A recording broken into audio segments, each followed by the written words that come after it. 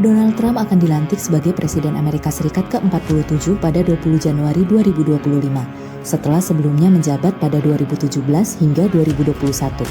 Trump menerapkan banyak kebijakan kontroversial di periode pertama pemerintahannya. Terpilihnya Trump kembali sebagai Presiden Amerika Serikat berpotensi membawa arah baru terhadap tatanan perekonomian global. Terpilihnya Presiden Trump ini kembali untuk menjadi Presiden Amerika Serikat membawa berbagai dampak yang kita perlu siasati dan kita perlu amati, cermati terus-menerus. Yang pertama tentunya itu terkait dengan kecenderungan dari Presiden Trump untuk menerapkan kebijakan-kebijakan yang sifatnya isolasionis dengan mengurangi keterlibatan Amerika Serikat atau dukungan Amerika Serikat untuk berbagai forum-forum yang sifatnya multilateral.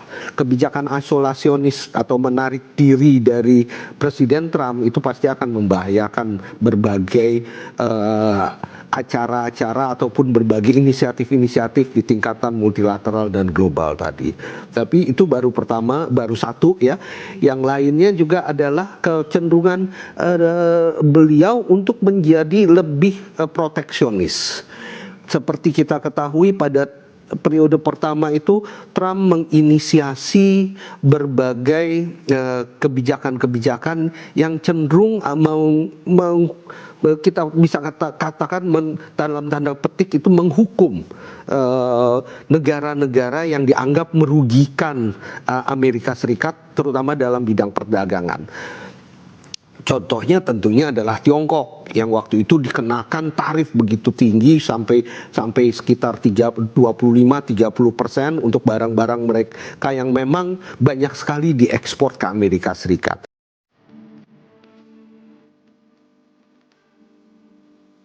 Trump berencana untuk meningkatkan kontribusi bea masuk terhadap penerimaan Amerika Serikat. Dia berencana mengenakan bea masuk sebesar 10 hingga 20% atas seluruh barang impor dan bea masuk 60% atas barang impor yang berasal dari China. Hal tersebut akan berdampak langsung maupun tak langsung terhadap perdagangan Indonesia. Ada yang sifatnya direct, artinya bagaimana perdagangan kita atau ekspor kita ke Amerika Serikat akan terpengaruh kalau memang rencana kenaikan tarif bea masuk sebesar 10% akan dikenakan.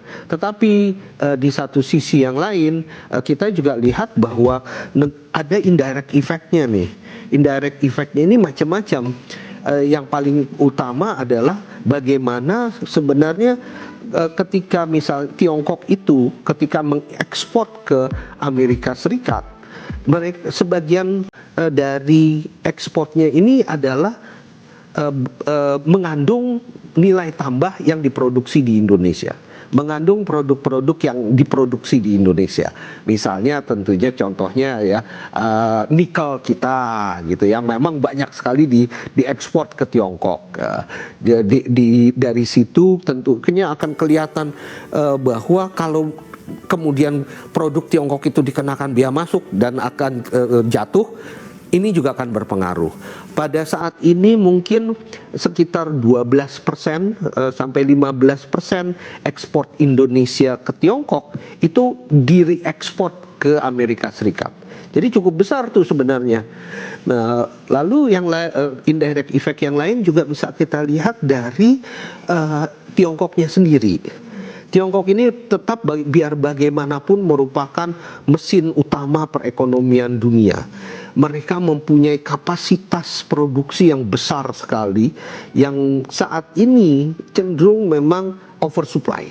Produk-produk yang mungkin tidak bisa masuk ke Amerika Serikat kemudian akan dialihkan ke negara-negara yang lain termasuk Indonesia. Tak hanya kebijakan luar negeri, rencana kebijakan domestik Trump juga berpotensi mempengaruhi perekonomian global khususnya emerging market. Misalnya, rencana penurunan tarif pajak dapat memperlebar defisit fiskal Amerika Serikat yang selanjutnya berdampak pada kenaikan suku bunga The Fed. Sekarang kita kan sudah melihat adanya kecenderungan penurunan suku bunga dari The Fed ya.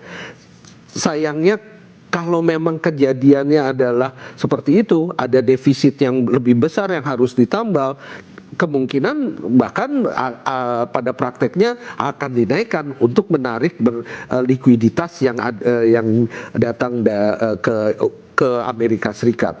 Ditambah lagi juga dengan adanya proteksi ini, kemungkinan di Amerika Serikat akan terjadi inflasi, sehingga The Fed nggak mau juga akan menaikkan suku bunganya lebih tinggi lagi.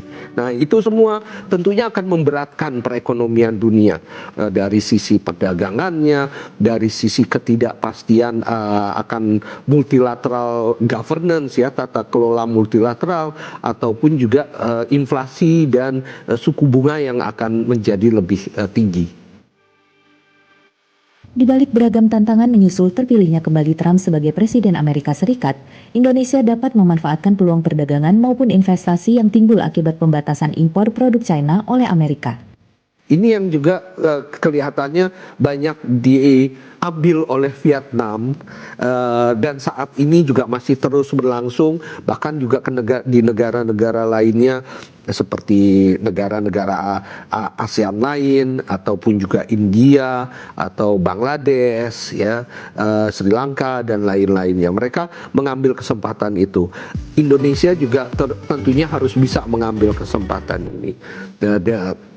Tapi untuk itu tentunya kita perlu juga perbaikan di dalam iklim investasi dan iklim bisnis di Indonesia.